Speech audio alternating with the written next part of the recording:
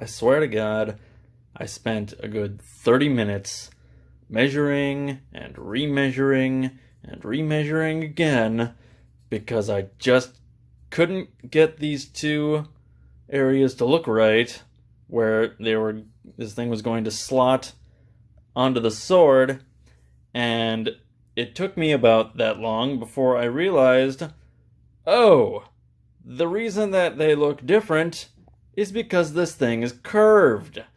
And the convex side, I know words, is going to look different than the concave side simply because of perspective.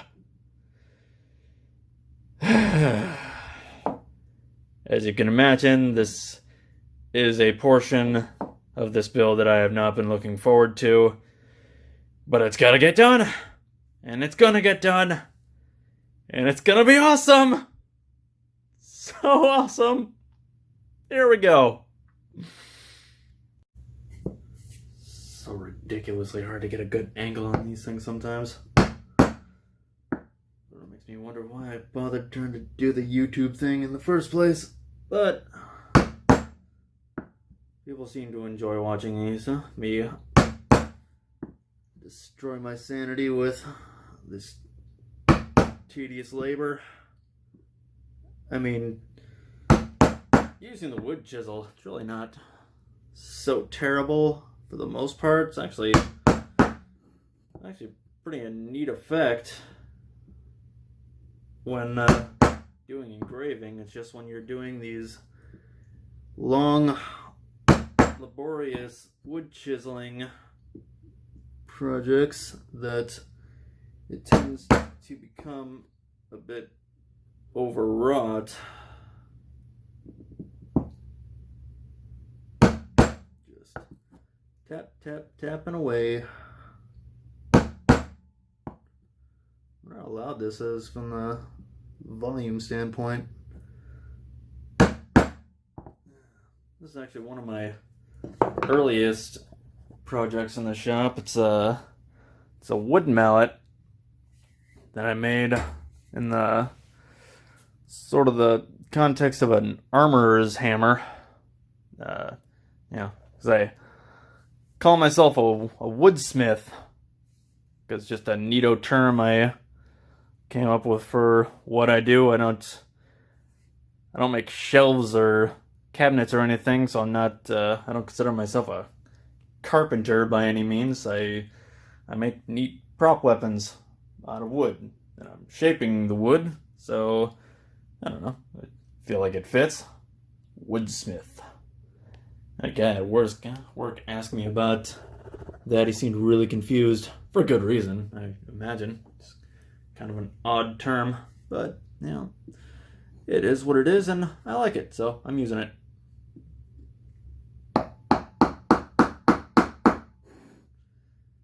Yeah, I should really have this secured down.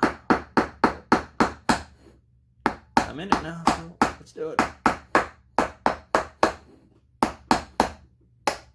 Tap, tap, tap, tap, tap, tap, tap, tap, tap. Whew. Alright. Go.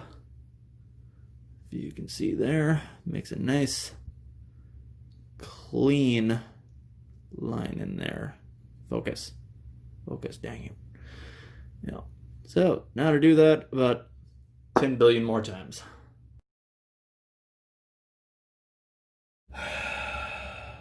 Why do I do this to myself? Why can't I just make shelves and cabinets like a normal person? Now, it's usually at about this point, the halfway mark or so, I would guess, that I usually start to look for shortcuts to get through this so much quicker. But I'm not going to. I'm going to utilize my superhuman patience and excuse me, tolerance for tediousness and mind-numbing pain to finish this and do it right. Because I'm sure many of you are wondering why I'm putting myself through this if I hate it so much. Because it's so much easier. That was my sanding thing falling. To get a nice snug fit on here. Doing it this way rather than with saws or power tools. This is, believe it or not, a great deal more precise. And it's gonna look great. It's gonna look so great. I promise. And at last, that long effort is finished. And so, I am ready to plop it on here, but a personal note to those wishing to try engraving for themselves. Sometimes you run into a little mishap or two if you are not careful. So, I accidentally took out a big old gouge of this thing on the back, which, while annoying, in this case is not the end of the world. Luckily, I have the chunk right here that can actually be refitted for the most part. And just glued back down. I'll have to fill in this little gap here with some wood filler or maybe some epoxy sculpt, but it'll be fine. It'll be fine. Won't even notice, probably, unless very close inspection. So that's done. Yay. With the handguard finally cut out and hollowed out to my satisfaction, I can now get to work on creating the metal decorative piece here. Won't be metal, of course. Let's see here. I've also got the engraving for the blade laid out here.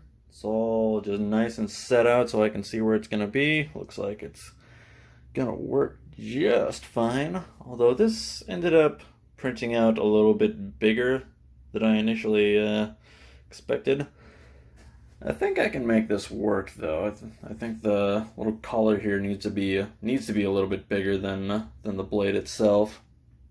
That's gonna be able to make it slide on nice and easy. I can just sort of cut the pieces out as you see here and make them fit together nice and snug onto there, so it'll just slide on from the tip down to the base. Attach it to the hilt once that's on, and yeah, I can go ahead and move on from there. Now comes the fun bit, where we make this thing look like a sword.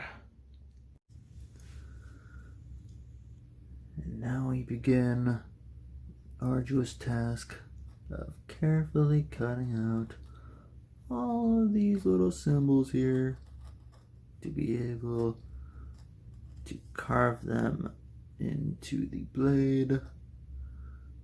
I've actually never done a stencil like this before, at least on a sword project. Usually I just kind of freehand it and hope for the best.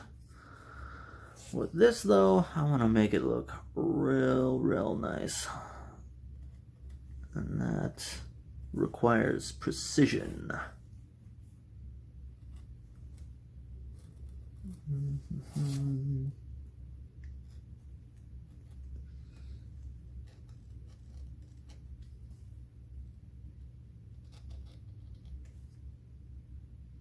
This is so much harder than it probably looks.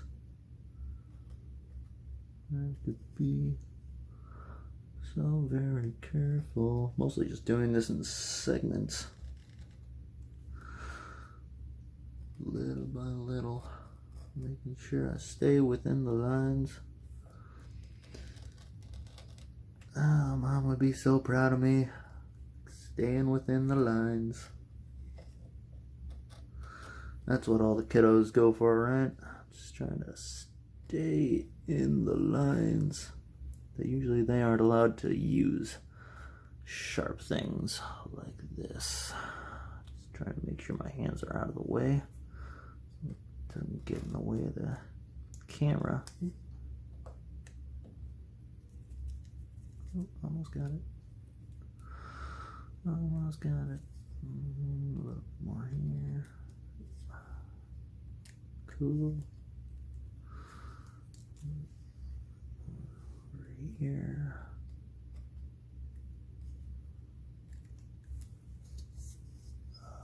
So nerve-wracking. Just the little corners that get me.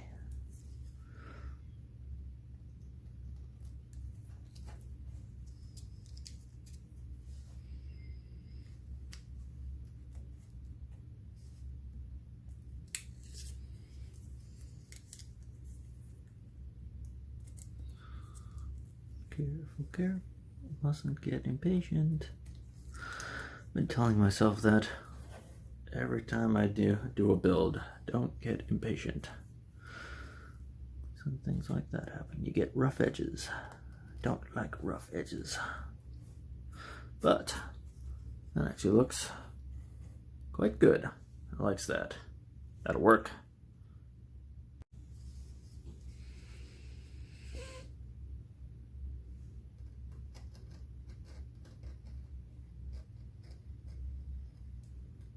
This is so nerve-wracking. Little by little, bit by bit, yeah. Especially these little rounded edge corners here, just never know if I'm gonna screw anything up because the point is I'm trying to keep my fingers out of the way. Video capture. Hope y'all appreciate this, just how hard it makes it. I do it all for you.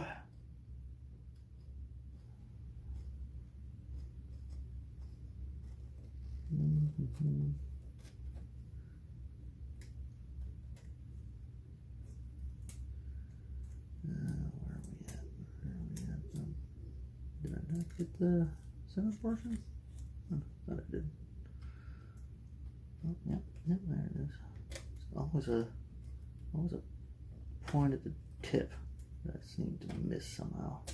There we go. Alright. Woo! That is that done. Alright.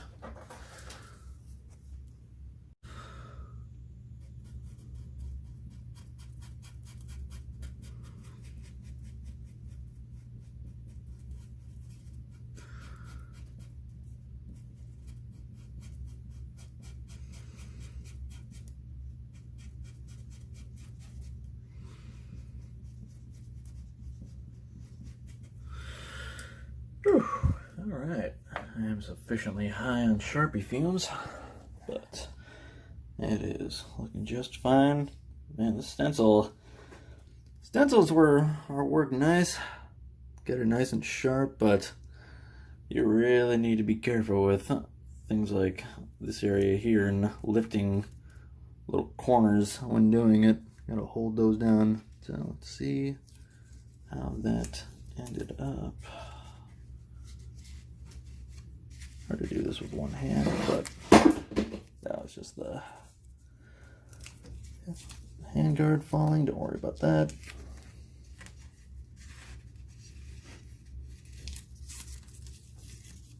Ooh, that ain't bad. Yeah, I can work with that. Let's see here, a couple little bits here and there I'll have to fix. Yeah, mostly this little area here. I could probably use some thickening out, but yeah, I can work with this.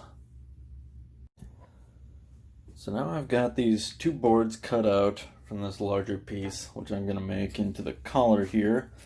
And I think what I'm going to do is go ahead and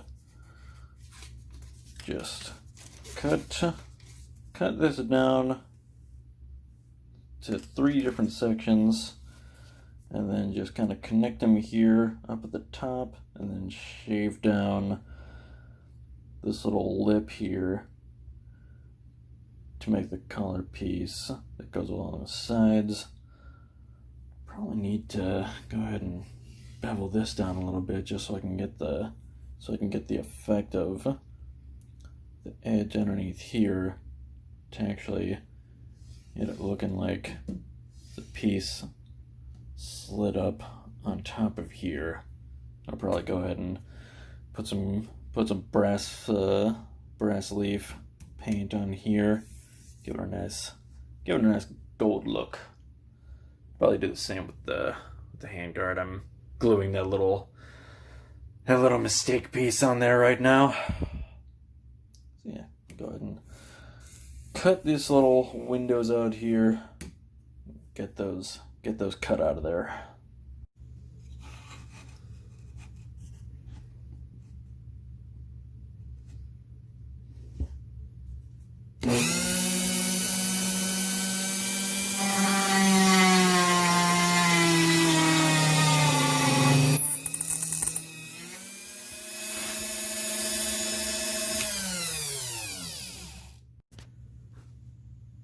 Despite my admitted enjoyment of engraving and wood chiseling, I am, believe it or not particularly fond of hand tools when it comes to what I do. Like, power tools are just that much more precise for me. Quicker too. Bandsaws, saber saws. If only I had a jigsaw, that's what I would be using. However, I am without one. But I am nothing if not a problem solver. So rather than trying to knock this whole thing out with a coping saw, I am just gonna go ahead, make all these nice little drill holes here, cut out the big chunks with the coping saw, and then do the rest of it with my router. And that will be the easiest way.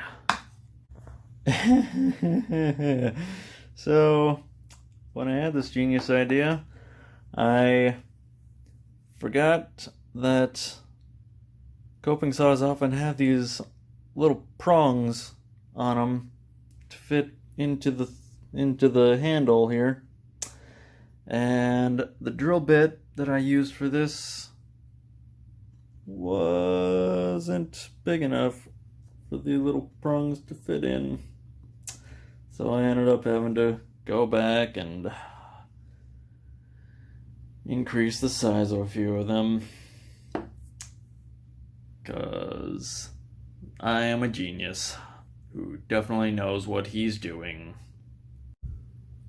I hate sawing, yes I do. I hate sawing, how about you? This is so lame, I hate it so much, but this is the only way that I'm gonna get this done. Whew, that's that done. So now I just have to go ahead and do that on the other one.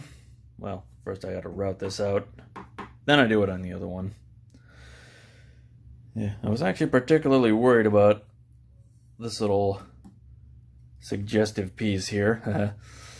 Very, very afraid that it was going to snap during the cutting process, because coping saws, they tend to require some force to actually get a decent cut until you get them rolling.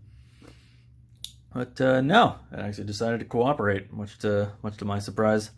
So now I can roll it through the router without worry. Maybe use a file for these little points here and up here. Yeah, router's not gonna do much for those. All right, game plan.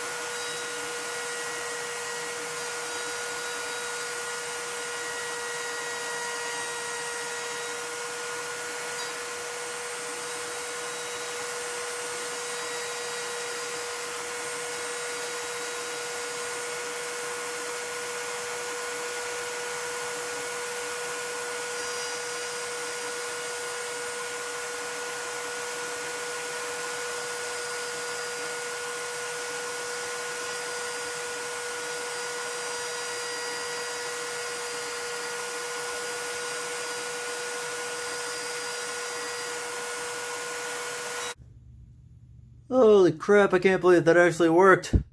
I was absolutely certain that this thing was going to snap off in that, but I had to try it anyway. But I did it! It's possible! Alright.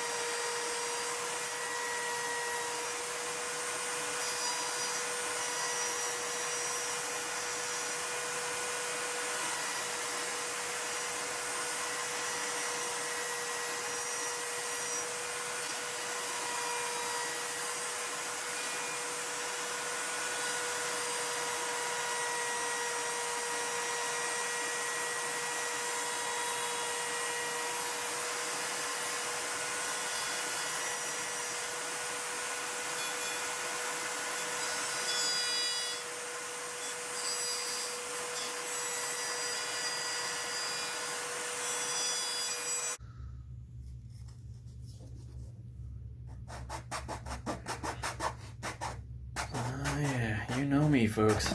I always try to whip out the quality content.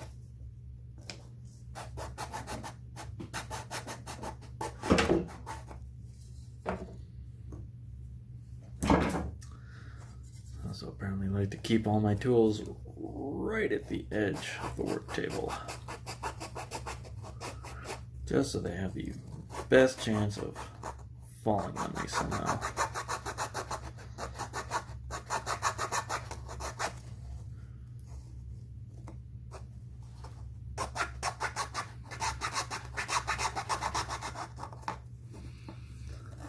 Hope you'll appreciate just how hard it is to do this while keeping a camera trained on it.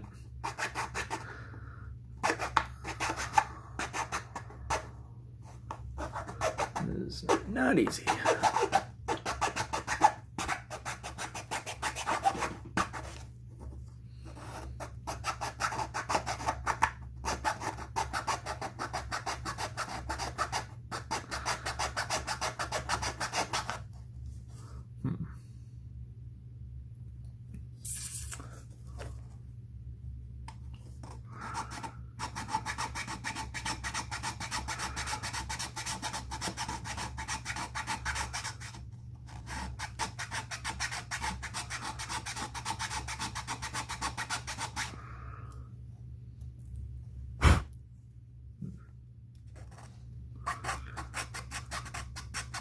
Sometimes hard to tell if I'm going at this at an accidental angle. It's hard to keep your wrist straight while doing this. Really, just filing and filing and filing. It's not getting any shorter at all. I realize that instead of going at it straight forward, you got it going like this for some reason. Or you end up going in the other direction with it, who knows.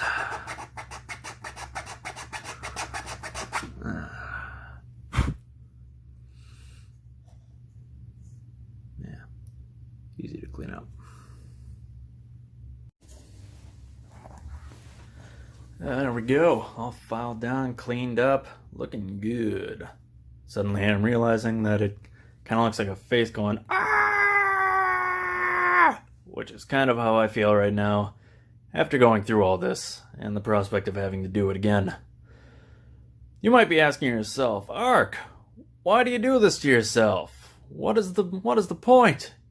If you hate it so much, why do you do it? Because, my friends, art requires no small amount of whining and complaining and lamenting the circumstances that brought you to this point in your life. There is no art without suffering. And that's what makes it art. Okay, so these are now finished. Finished. So when I got here, is I've got to basically sandwich these between these guys so that they're sitting just underneath this thing. So what I'm going to do there is basically just use this 3/4 inch piece, cut a couple of shapes out of that to match these things. Use that to just sort of sandwich them between the two and create a collar that can just slide on up here and fit over that thing. And yeah, it's gonna look super cool. Yeah. Oh, looks like it caught me. Yeah, I had to cut the handguard a little bit. So yeah, I just went ahead, made these guys a little bit longer so that they still work just fine. Honestly, looks even better in my opinion.